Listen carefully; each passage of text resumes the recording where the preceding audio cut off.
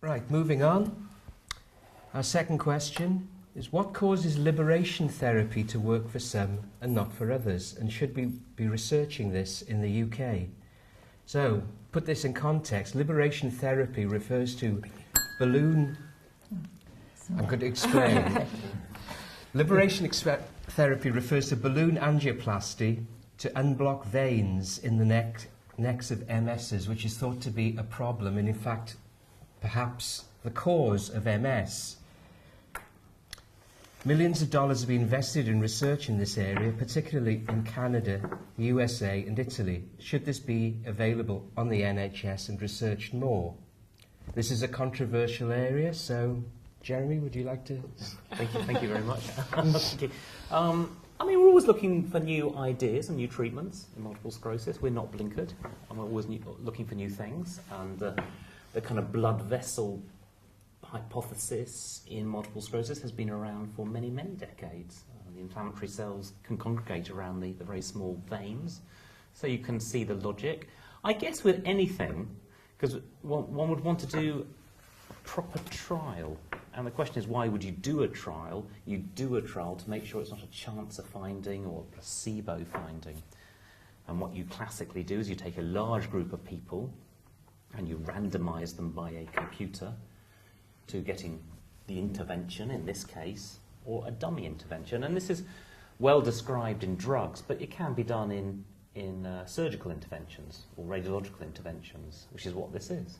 You can do sham neurosurgery. So it is very possible to have constructed a trial where people have the real thing or the dummy thing and then see what happens. And I think, so I wouldn't have thrown the idea out with the bathwater, because you can construct a hypothesis, but then I would have tested that correctly rather than just, as what happened was it just a sort of a momentum, a fashionable momentum, a social media momentum built. And it seemed an obvious thing to do, particularly in Europe, particularly in Italy, and people started to do it. So I would have done it scientifically, and I think that is the work which is being done in North America. And then see what happens, literally see what happens, and measure it properly.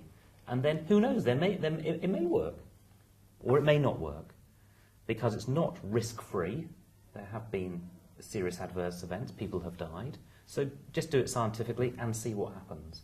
But I think the counterbalance to that was the social media tsunami which took place, and perhaps that's something that other people would comment on. Ruth?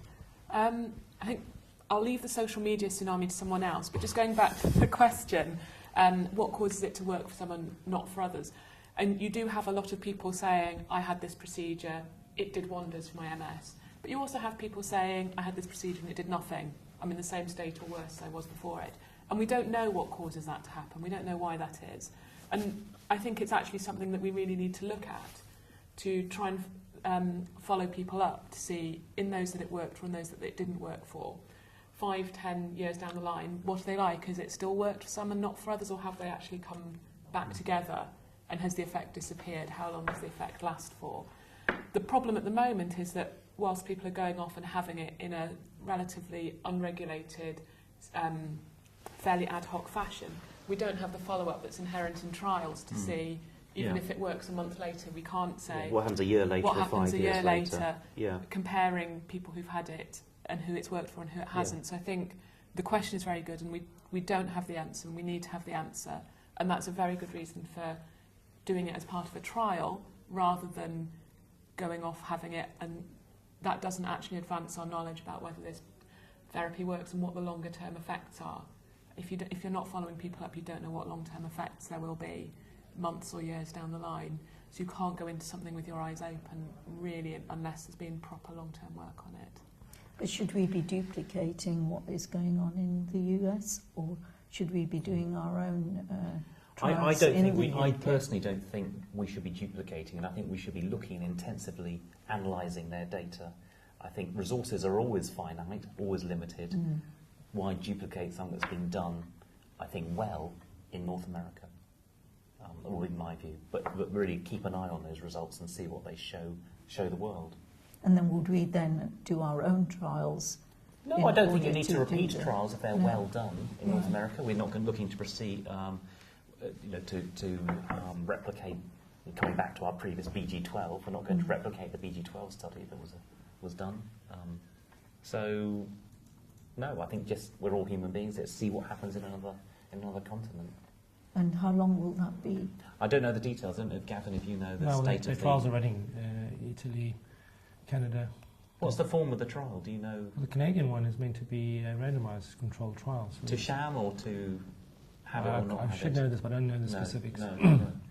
But with many hundreds of people Yes. presumably taking part. So a good scientific study. I go a step back. To treat something, you have to have a disease, and in the medical profession, we define a disease as a clinico-pathological correlate. Clinical meaning there is a syndrome, so it's MS, and the pathology, does it actually exist? So since the publication came out from the Zamboni group, very few people have been able to replicate the data, so we're not even sure if this condition really exists. Okay. Yeah. So, yeah. But there is a venous hypothesis. Yes. There's a vascular hypothesis that's been around pathologically, hasn't it? but that's a micro Yeah, pathology. it is. But you We know that the veins are involved because the veins are where the immune system Yeah. uses to let white blood cells cross. So every infectious disease, every autoimmune disease has a perivascular infiltrate. Lymphocytes cross the blood. that doesn't prove it's a venous. No. So the veins are involved in any inflammatory condition. I think what's been happening is it's very, very difficult to reproduce and find this condition in people with MS. How can you treat something that doesn't exist? That's even more fundamental.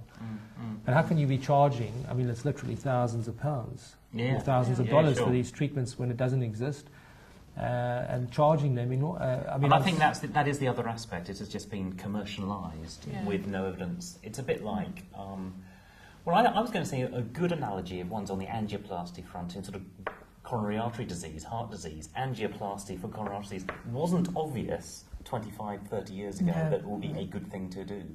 So thousands of people took part in proper trials, and it was found to be helpful. Yeah, but there you have a disease. You have a blockage Yeah. in an artery. But it wasn't. But it wasn't. That's where the technology came along. Vivi's response to this question.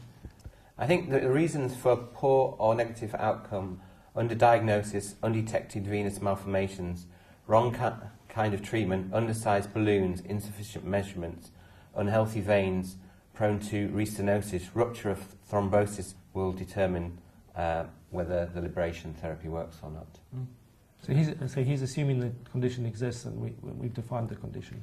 Well, I can't speak for him personally, but I am quite convinced by his responses on the blog to anything we say that he certainly believes that's the underlying problem in multiple sclerosis, and it's you guys that, with your pharmaceuticals selling us drugs that don't work or that haven't got enough evidence. It's just the same. I don't want to get into that debate right now. Okay, we'll draw a line under that for now.